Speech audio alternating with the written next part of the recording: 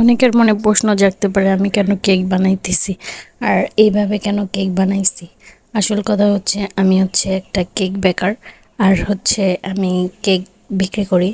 এখানে অনেকের প্রশ্ন জাগবে আপনি কেক বিক্রি করেন কেন? হ্যাঁ, আমি কেক বিক্রি করি, আমার ভালো লাগে, এটা আমার পছন্দের একটা জিনিস, সেজন্য আমি করি। আর এখান থেকে হয়তো আমার কিছু আর্নিংও আসে তার পাশাপাশি, সেজন্য করি।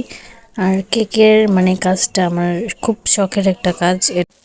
এখানে আমি সব উপকরণগুলো একসাথে চেলে নিব, তারপরে সাইড করে রেখে তারপর আমার কাজগুলো করব।